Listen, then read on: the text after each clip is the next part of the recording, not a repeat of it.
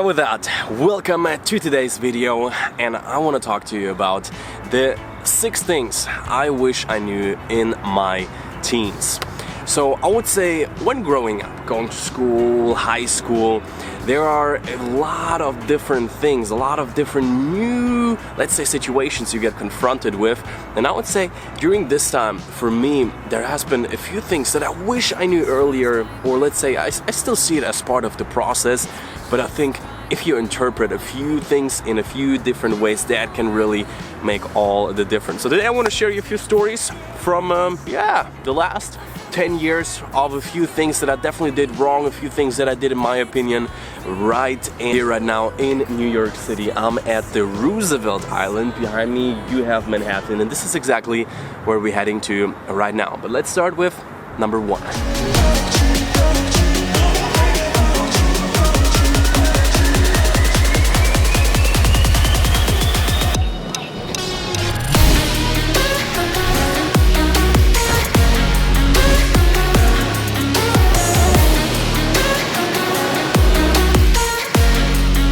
So with that, I would say let's make our way into Manhattan. There is a gondola that is supposed to take me there. I'm super excited if that's gonna work out.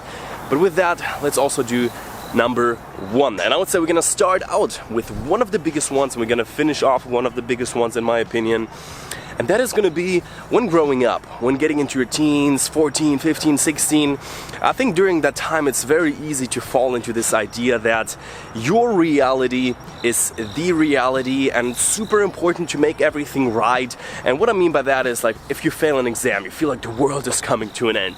If you get like your first girlfriend, boyfriend, and it doesn't work out after a week, maybe after a month, you think like, whoa, like I'm never gonna be happy, I'm never gonna find someone, or you don't. And what I mean by that is that I feel like that with some people, with a lot of people, they go from their friend circle in school into their friend circle in college, and then into their colleague circle at work, and they all the time are super just limited and afraid of messing it up in that one life situation. So that's why I believe that it's so amazing if you get the chance, for example, to study somewhere else, if you get the chance to travel a little bit, if you get the chance to move into a different city, that is going to give you the experience of just, hey, I am by myself and I can self-sufficiently build a new reality for me, start with a blank slate.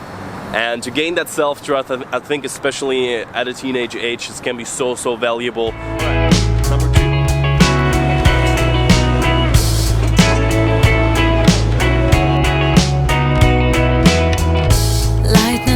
By my window, hits my chest right in the morning, like a warning. Could have slept here for days. I felt your heartbeat, felt your mouth breathe, but it's not real. So I got off the gondola. It's actually super fun, and you can just use your regular subway ticket. So I have one for 7 days, so I didn't have to pay anything extra, so that was amazing. Right now I got to Manhattan. Let's get into number 2, and I think this is a really funny one. It's like when I was like between 12 and probably 16, 17, I really thought it's like cool to be lazy. It's cool to not do anything. It's cool to be late on time. It's cool to have bad results in school. It's cool to not care. And while I would say it is cool to not care, in a context of choose something where you're gonna fully dive into, do the thing, have fun doing it. And this is quote unquote cool. If you're busy, if you're good at something, if you're passionate about something, engaged in life. And I think very often you fall into this idea, into this paradigm, and just into this dynamic of not trying because you're afraid to fail, and you just want to seem like, you're cool, you're not even trying, you have everything you need, while you're super bored, you never know what to do with yourself. So just choosing something, or trying out things at first, finding something that is fun, would have shown me that it's cool to work hard and commit, and it's so much more fun. Alright, let's get going. Actually, I got a very interesting message from a friend right now. We're gonna investigate on that. Mind, just send me a message that today and on Saturday in New York City, they have like a free bike day, so if you download the app you can use the bikes for free for a whole day. So I very likely might do that. Right now I'm a little bit very far uptown. I want to go into lower Manhattan, so I'm gonna find a place to download the app, catch a subway, and then we're also gonna do some bike driving. And number 3 is again one of those very funny things, and I think it's a really cool experience that I got to make in my teens, which is thinking that getting in shape and being like muscular is gonna make you better with girls, is gonna make you just overall cooler, and you're gonna be so much happier. And yeah, the reality looked a little bit different. Let's talk about that. Hey, if I would get in shape, I've been always super skinny, and not just skinny, but actually like skinny fat. I've had a time as a teenager where I was a little chubby, then I was again super skinny, and I thought that, you know, it would change everything. I would get so much better with girls, I would get so much better, like more respect and just be cooler and whatever. And the truth is that from being super caught up and like just being like skinny and skinny fat, I went more into like being caught up about like, oh, am I like, you know, muscular enough now? And especially other guys started to work out too. And this first motivation has been like a motivation of lack. You know, you wanted to just overall be cooler, you know, just like be in shape like those guys in the magazines and the movies. But then for me it definitely switched. After like 2, 3, 4 years, I've always didn't felt like really great about how I looked. Always lived self-conscious, like, oh no, I need to be bigger, I need to be more muscular. And while after that I did got into pretty good shape, I'm super happy, I had a moment where I switched from thinking that I need to be in shape in order to be like cooler, better with girls, have more respect from guys, whatever, to just understanding that I do it for myself, for the way of how it makes me feel. And in reverse, it did give me those things, but not because of the way of how I look, but the way of how you just treat yourself and how you carry yourself. And being in shape and just being healthy is one of a few very big factors. So don't get me wrong, I recommend it to everyone. It was definitely one of the best things that I did in my life, investing 2 to 3 years to understand how it works, nutrition, working out, and then just putting it on autopilot and maintaining a good shape. But when at first getting into it, you're gonna probably have a motivation of a lack, also not just as a teenager, but then like making it part of your lifestyle and just, yeah, doing it for the right reasons, I would say. This is definitely number 3. And yeah, behind me we have the city bikes. Let's check it out.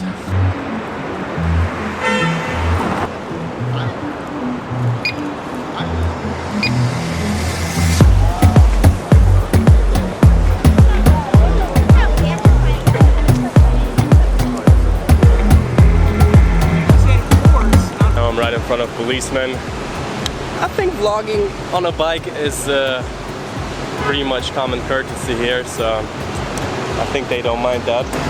And so with that, we are back on the track. I'm right now headed to the public library because my phone is about to die any second. And yeah, what can I say? New experience.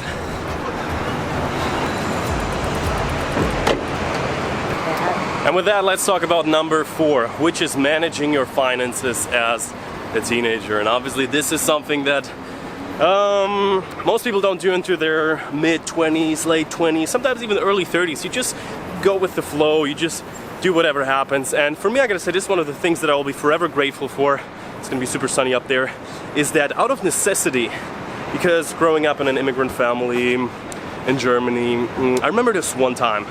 We were in the bus, I was like 13, maybe 12, and my mom asked me if I want to have pocket money. And because I knew that money was pretty tight, I remember saying, no mom, I'm gonna earn it myself. And this was big. Okay, so one thing to get out of the way. I had a great childhood, we never had it too bad, but I always felt like there is a certain lack of money. The budget was always tight, and I didn't want to put another burden on my family. And because I had an older brother who was starting to do some like little jobs, newspapers, I just joined him, and I started to make like my first 20, 30 euro a month. And that at an early age taught me just the importance of managing finances. And I think this is something that you cannot learn early enough, and I'm forever grateful for being set up in this like actually disadvantaged position of, you know, having to make money by myself. This really gave me a huge head start and actually allows me to do what I do right now, because I am very aware of where my money goes. And while like 3-4 years ago I have been like a crazy hermit, just like every cent, like God no, I try to optimize everything. These days I just have an awareness, like if I get this energy drink, if I get this coffee, I'm like, yeah, I'm aware this is like not the smartest decision, but you know, it's worth for me this $50 to $100 a month just of enjoyment. But usually we're never aware of our finances, and I think if that is something that you're watching this right now, maybe 20, 30, 40, 50, but I think no matter the age, this is one of the biggest things that you can do at any age. Just develop an awareness for where your money goes, and this is something that I will be forever grateful for. This disadvantage, I believe, will be one of the biggest things that, yeah, forever grateful for. All right, in front of the public library, let's go in, let's do a little bit of work, let's charge my phone. Man, this bike ride was fun, I feel so much energy. All right.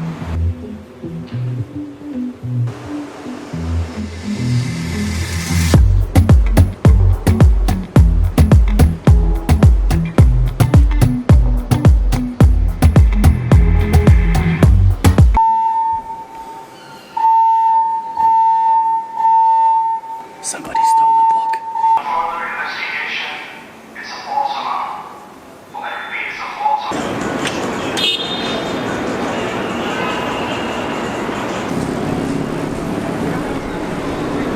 Alright. And so with that I made it onto the famous New York bike lane. The traffic is crazy, but I gotta say, no one has been honking at me so far.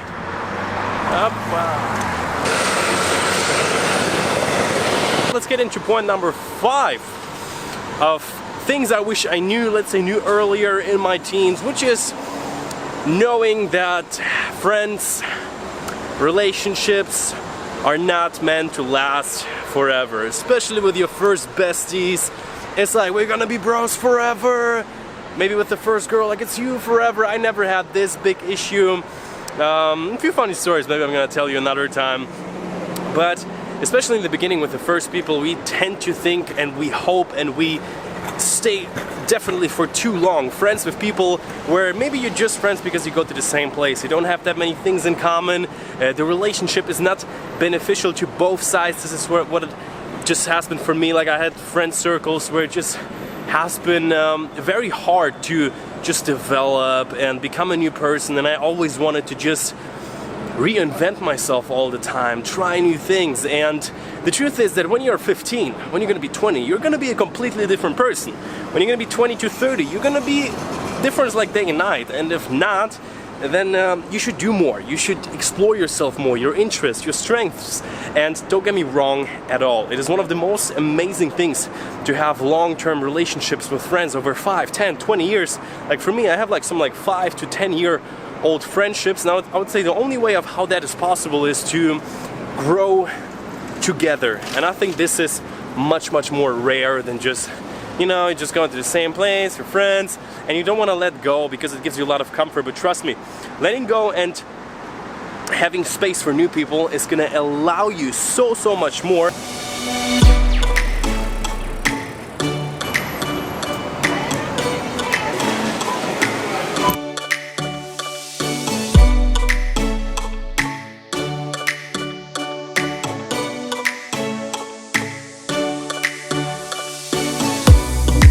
So, I've been passing through the Washington Square Park, always an amazing place in the evening, and as of right now I'm headed to the Brooklyn Bridge, and I would say let's do point number 5, and it's a very big and practical one that really changed my life, I would say, which is focus on self-education. Like whenever in your teens, or like in my teens in this case, in school I thought, why is everything so freaking boring? And while there are a lot of reasons for that, and retrospectively there have been a lot of good stuff, what I found for myself around like 17, 18, 19 is that if I self-educate myself, if I just find topics that I find interesting, things become a lot of fun and you actually get the chance to become good at something.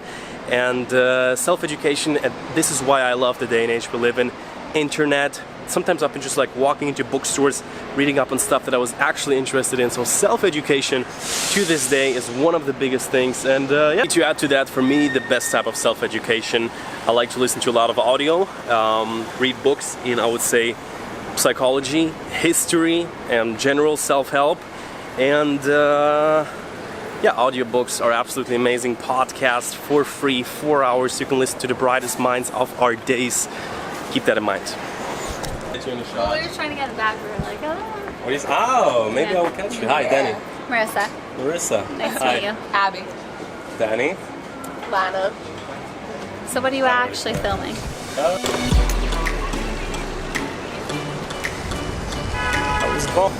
So with that, time is running. I'm back on the bike. It's time to hit the sunset at the best place where you can hit a sunset in the city. Wow. So right now we're changing the game plan a little bit. This place is completely packed up. Ooh.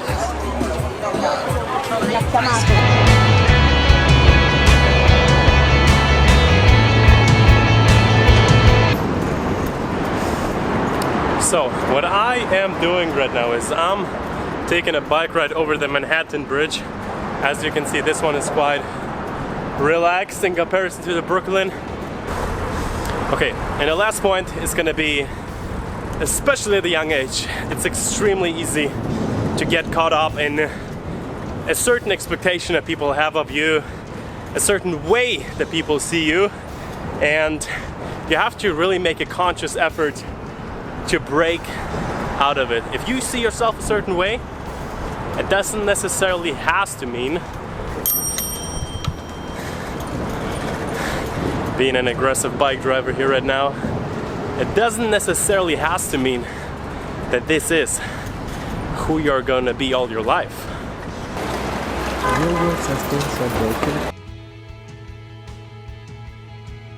Right, we're doing professional shootings out here with my. You guys are mostly Polish, right? Yes. And Spanish, Yeah, and the no, one sorry, Spanish. We are. And we're gonna go to YouTube. Spanish. Yeah, you're on YouTube right now. You all have to be like, hello. Oh my God, It's gonna come out in like 2 weeks.